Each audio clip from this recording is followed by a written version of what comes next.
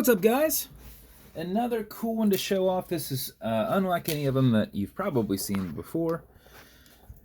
It's going through and trying to figure out what I can do for my buddy Scott. My buddy Scott has 20 builds from me, and I'm going to end up visiting him next week. And he doesn't know it yet, but I'm going to visit him. We're going to take a little plane trip down to Florida, hang out with him for part of a day, and I thought, you know what would be awesome? Somebody who supported me so much, I'll bring him a watch. So we had tried out this style dial. Now, it wasn't as cool with the brushing look to it, but it was brass, and we had lasered out all the numbers around it. So we added some backside lume to it, and then I worked on sanding it. Well, when I first started sanding it, I like to just flip them over and just sand them back and forth. Just go back and forth, back and forth. We realized that the center is raised slightly, so it was only sand in the center. So I had to put it on, we have like a makeshift dial holder, and then just sand it back and forth. After I sanded it, I thought, man, that thing came out freaking awesome. So it is a brass dial that we have sanded. I did a silver set of Moldova hands on it. Put this in a brushed stainless steel case, and then I thought, what would be cooler than getting him a vintage brass, slightly patinaed. I sanded on it some to remove some of that patina, but you can kind of see some of that copper coming through at the top. Bezel, and the dial itself is brass, so it could naturally patina over time as well, because I did not clear coat it or anything.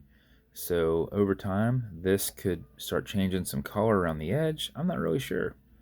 But I thought, man, it looks cool. Let's put them together.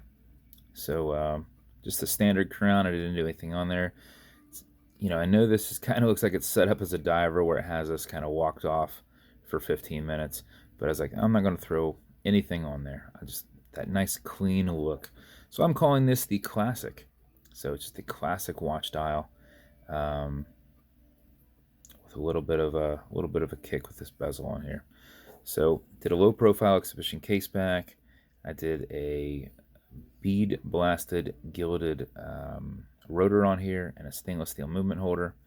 And then this is on one of my custom super soft suede straps. You will love it, Scott, with a brushed buckle. So I thought this thing came out killer, and you don't have anything like it. And I haven't really made anything like this, so I appreciate you a ton. Thank you, my friend. You know everything about how the bezel will turn left and right and how to wind your watch. But for any of those watching, this is an automatic mechanical, and you can wind it. Has a rotor in the back, obviously, to keep time throughout the day, but I always tell people to go ahead and wind it just a little bit to make sure they don't lose any time. And that's just the first position when it comes right off the threads. That's where you can wind it. So winds just one direction, but back towards you. Doesn't do anything, but I like to just go back and forth rather than the guy that does this. The reason that is from time to time, you will start threading it back on. You'll kind of push over. So I kind of run the front of my finger back and forth over this so that I'm keeping it off of it. But that's it. So that's your build, Scott. Not going to go through setting the time and everything. You already know how to do everything on these watches. So I appreciate you as a friend. And then I went through my own watch box. Although I have many of my own builds, I'm often at my house and not wearing my own watches. So I went through and I found some beads that I thought, you know what, more of a personal touch is a bead set that I designed and the wife made for me that I've maybe worn once. Not that I don't want to wear beads with my watches. It's that whatever watch that goes on, I wear whenever I go out, I kind of wear more of my vibrant watches so that people notice them.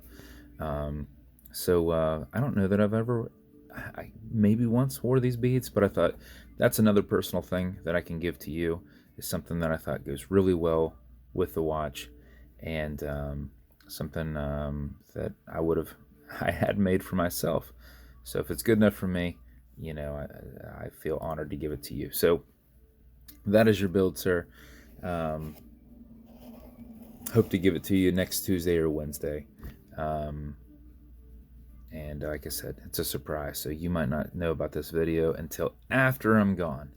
But I hope you love it, man. And as you, since we're traveling, I'm probably not going to give you the watch cleaner and all that stuff, but you have plenty of those things. But if you need them, let me know and I'll mail them. I'm considering what I'm going to do, if I'm going to bring a watch box or not. We're packing a light, so we will figure it out on the fly. But there's your build, man, and I hope you like it. You get the first one like this. I'm going to try and do some more like this. I don't know that they'll be exactly like this, but along these lines. So you'll get the first one.